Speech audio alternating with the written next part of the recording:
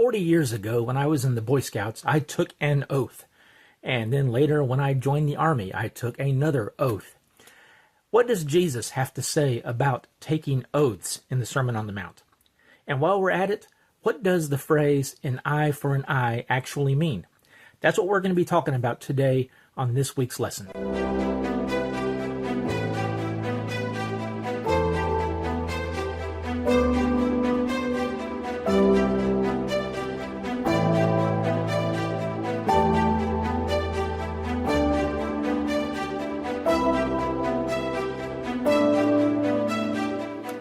Hello, welcome to this week's lesson. I am Brian Vermeer, and we're continuing our series on the Sermon on the Mount. Before we begin, I'd like to remind you, if you enjoy these videos, please like, subscribe, follow the Mr. Vermeer's Class YouTube page, Facebook page, and if you can, support me on Patreon. We're continuing the bit in the Sermon on the Mount in Matthew 5, where Jesus is talking about the law and what the intention of the law really was. You know, when God gave the commands, there were people, especially the Pharisees, this sect grew up that studied the law so much, but not necessarily with intent to obey it, but with more intent as to how to get around it. That is, how to obey the law, but still do what they wanted to do. So Jesus is using this opportunity to explain what God meant by certain commands in the law. What was the actual intention of passing the law? And today we're going to be talking about two different parts. First, he's going to talk about taking oaths and swearing. And then in the second part, we're going to talk about what many people consider the revenge law, an eye for an eye. We'll see what that actually means. So let's start in Matthew chapter 5, looking at verses 33 through 37. Jesus says, "Again you have heard that it was said to our ancestors, 'You must not break your oath, but you must keep your oaths to the Lord.' But I tell you, don't take an oath at all, either by heaven, because it is God's throne, or by the earth, because it is his footstool, or by Jerusalem, because it is the city of the great king. Do not swear by your head, because you cannot make a single hair white or black. But let your yes mean yes, and your no mean no. Anything more than this is from the evil one." So Jesus says here, the law says, don't break your oath. You must keep your oaths to the Lord. Now, what law is he quoting? He is quoting from the book of Numbers, chapter 30, verse 2, where it says, "When a man makes a vow to the Lord or swears an oath to put himself under an obligation, he must not break his word. He must do whatever he has promised." So, what did God mean by that law? Well, people back then would make vows to the Lord. And what Jesus is saying is, if you promise God you're going to do something, or the intent of the law was, if you promise God you're going to do something, then you must do it. You must follow through with whatever that promise was.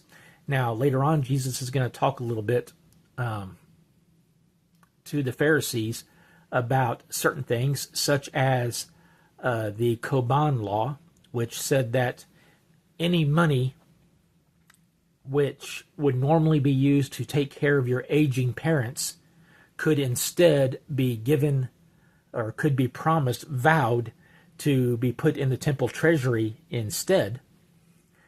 And Jesus says, what you've done with that law, the intent of that law was, if you didn't have aging parents, you could then take that money that you're supposed to have used to take care for them and give it to God. Jesus says, what you're actually doing is you're vowing that money to God, but then after your parents die, you're taking it back. You're breaking, your vow to God. So what does Jesus say here about taking oaths to God, or swearing to God, as some people would say? Jesus says here, don't take an oath at all. Don't swear either by heaven, or by the earth, or by Jerusalem, and don't even swear by your head. Now, we can't get around taking oaths. As I said, 40 years ago in the Boy Scouts, I took an oath. On my honor, I will do my best to do my duty to God and my country, to obey the Scout law, to help other people at all times, to keep myself physically strong, mentally awake, and morally straight. And I have since then still tried to, live by that as, best I can. When I joined the Army, I took an oath. I do solemnly swear that I will support and defend the Constitution of the United States of America against all enemies, foreign and domestic, that I will bear true faith and allegiance to the same, that I will obey the orders of the officers appointed over me and the orders of the President of the United States, and I take this oath willingly and without purpose of evasion. And I still try to, follow through that well. I try to be patriotic and support, our nation, as best I can. But was it wrong for me to do that? Was it wrong for me to take those oaths? And now, granted, many people, when they take oaths like that, they don't take them seriously. I knew a lot of Boy Scouts who did not take their Boy Scout oath seriously. It was just something we said to, open and close our meetings with. And I knew several soldiers who did not necessarily take, their oath of allegiance, seriously. When you say the Pledge of Allegiance, that reminds me of something else there. When you say the Pledge of Allegiance to the flag of the United States, you may not realize it, you're actually swearing an oath of loyalty to the United States. That's what that whole statement is. If you read it, that's what that actually says. I pledge allegiance means I swear loyalty. And then, many of us, or most of us, take vows at our marriage. I took a vow at my marriage, and I've tried my best to uphold that, as well. But is it wrong to do that? Well, we must remember what Jesus is talking here. He is speaking to his followers. He is speaking to Christians. And I think the important part here comes in verse 37. He says, "Let your yes mean yes, and your no mean no. Anything more than that comes from the evil one." If I tell somebody, if as a Christian I tell somebody I'm going to do something, I should not have to swear to do it. I should not have to even say, I promise I will do this. As a Christian, they should be able to take me at my word. And that's what Jesus is really talking about here, especially in dealings with other Christians. Christians should not require other Christians, especially, to swear that something will be done or not done or any action like that at all. We should not have to swear to tell the truth. If I'm telling somebody something, they should be able to trust me. Why? Because I am a Christian. And therefore, when I say yes, I should mean yes. When I say no, I should mean no. Whatever I say should be the honest truth as best I know it to be. And no one should have to make me promise that I'm telling the truth, swear that I'm telling the truth, promise to do something, vow to do something. I should just be able to do that because that's the way the Christian is supposed to live. We are supposed to live by our word. And people should be able to take us at our word. So why do we have these oaths that we have to take? Why do we have, in court, for example, make people swear to tell the truth when they go on the witness stand? And by the way, something interesting about that, you notice when someone goes to court and they're asked to testify, they're told to swear that their testimony will be the truth, the whole truth, and nothing but the truth. Now, why do they word it that way? Well, what they say is, you will tell the truth. You'll tell the whole truth. That is, you're not going to leave anything out. That's important. And you'll tell nothing but the truth. You're not going to say, the truth, but then, embellish it or add anything else to it. So that's just kind of a way of saying, that you're going to tell everything that needs to be told and nothing that doesn't need to be told, or nothing that has no bearance on it. But should we have to do that? No, we should not. Why do we do it? Because Even though we're Christians and we should be able to trust each other, the world does not trust. Now, I've always thought it's kind of interesting because if someone has to swear on a Bible to tell the truth, I think, what makes me think he would tell the truth anyway?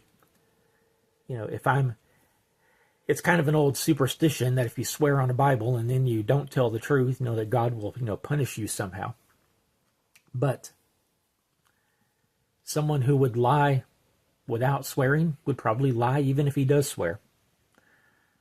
The world does not trust us, and that's why we take our oaths, and I don't think that God has a problem with that. Because remember, Jesus is speaking to Christians and dealings with other Christians. The point is, can people trust you to follow through with what you say you're going to do? Or can people trust you to tell the truth when you are talking to them about something? And if they can't, then maybe you're not living your Christian life the way you should be. If people can't take you at your word, then maybe you're not living your Christian life the way you should. Do we have to take oaths? Sometimes we do. But we shouldn't. The world should be able to trust us. We should live our lives so that people can trust what we say and what we are going to do.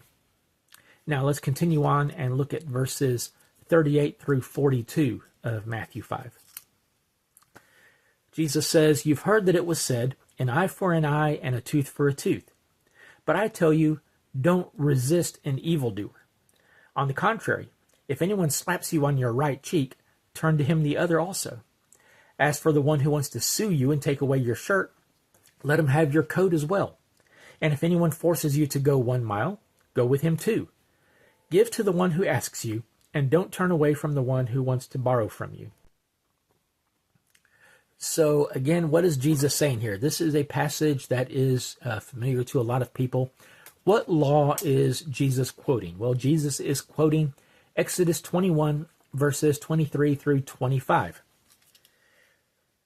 where God says in the law, "If there is an injury, then you must give life for life, eye for eye, tooth for tooth, hand for hand, foot for foot, burn for burn, bruise for bruise, wound for wound." This is a part of the law that talks about somebody physically injuring somebody else.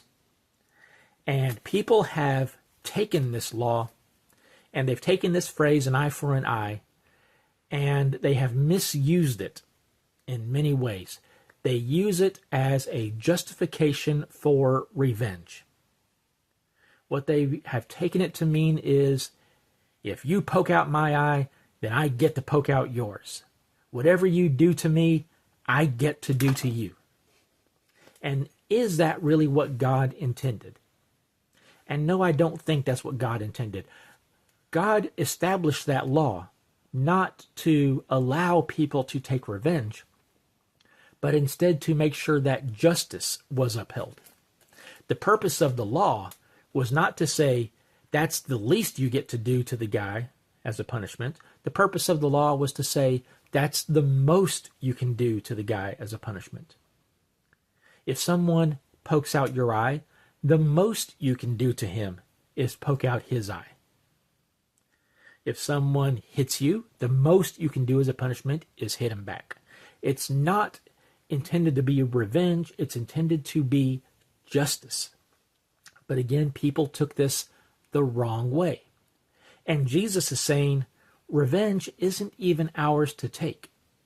It is not up to us to dole out punishment to other people. Jesus says in verse 39 here, he says, don't resist an evildoer. And this word resist, the Greek word, can actually also mean retaliate against. Don't retaliate against an evildoer. It is not our place to seek revenge. We are to leave that to the justice system.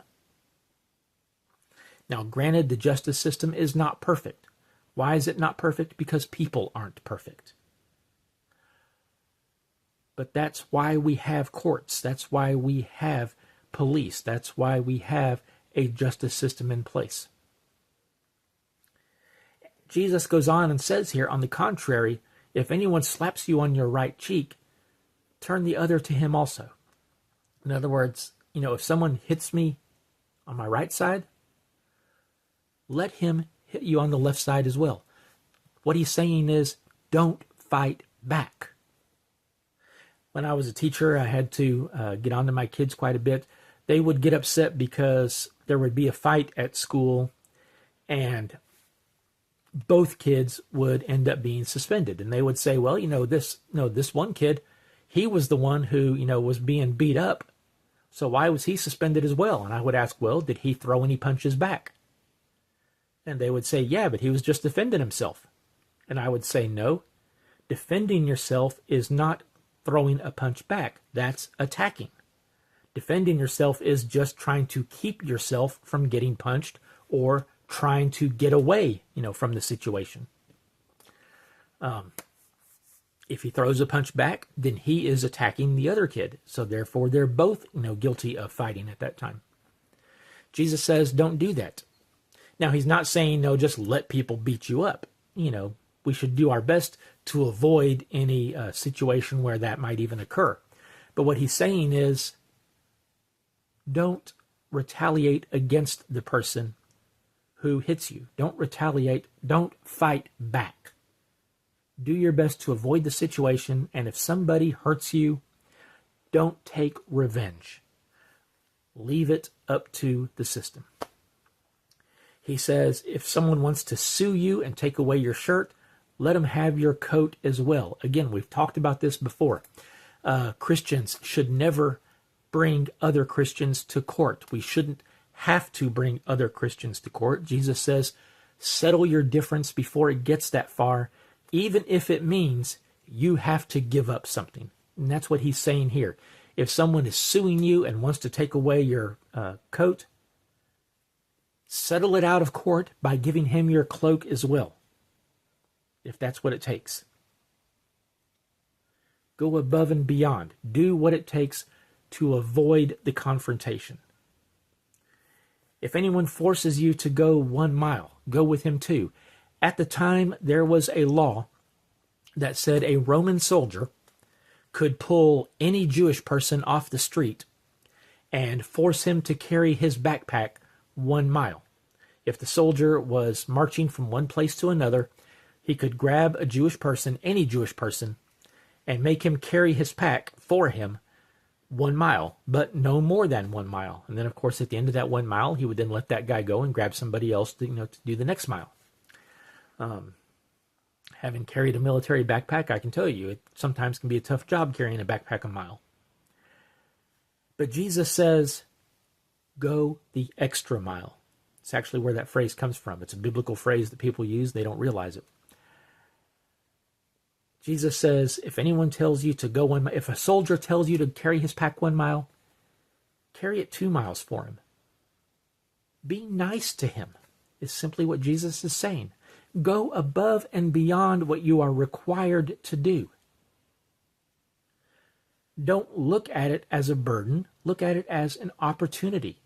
Think about it. While you're walking with that Roman soldier, you can be talking to him. You could be witnessing to him. So in this, in our case, if we're forced to do work for somebody, do it cheerfully. Whatever your job is, do the best you can at it. I would have my kids complain about, they would work, for example, at fast food restaurants. And they would complain about, not getting paid, a whole lot of money, for what they were doing. And I would say, let's think about this. You think you deserve more money, for your job. I would say, okay, if you were to quit your job, how long would it take them to hire somebody to replace you? And they'd usually be honest about it, and they'd say it'd probably take them only about 5 minutes or so to find somebody else. And then I would say, and how long would it take them to train that person to do your job as good as you do it? And they would usually be honest and say probably about another 5 minutes. And then I would say, well, if that's all it would take to replace you, just how much do you think your job is worth? In other words, you want a raise, you make yourself indispensable. You do your job the absolute best you can, so that if you were to leave, they would have to work hard to find someone to be able to do the job as well as you can do it. Make yourself so that they don't want to lose you. That's the attitude you should have at whatever job you have. Make yourself indispensable. Go the extra mile. Do what it takes to be the best at whatever it is that you do. Why? Because you're serving God that way. You're getting on the good side of your employers. You're opening up witnessing opportunities. Especially if they know you're a Christian, they're going to expect you to do your best. Jesus says in verse 42, "Give to the one who asks you, and don't turn away from the one who wants to borrow from you." Now, that does not mean let yourself be taken advantage of. But as Christians, we're expected to give. We're expected to give to God. We're expected to give to others. Jesus says, whoever wants to be greatest in the kingdom of heaven must be a servant to all. We should be known for our generosity. We should be known for our friendliness. We should be known for our attitude even in confrontational situations, even when in difficult situations. Can people look at you and say that person is a Christian? I can just tell by the way they live. I can tell by their attitude that that person is a Christian. We are called to be different from the rest of the world, and we are called to be noticeably different from the rest of the world, so that the world looks at us and says, I want to be what they are. Jesus said, let your light shine before men, so that they may see your good works and give glory to your Father in heaven. And I think that's what Jesus means in this passage. Do your best to live your life the way you know a Christian ought to live. If someone asks you to do something, then do it. And you shouldn't have to promise or swear to do it. They should just be able to take you at your word. Tell the truth, so that people don't have to make you swear to tell the truth. And don't resist evil. Avoid confrontational situations. If you get in one, do your best to get out of it and leave revenge to God. That's what Jesus is telling us here. That was the intent of these laws. So do your best to live simply the way you know a Christian should live. And I'll see you again next week.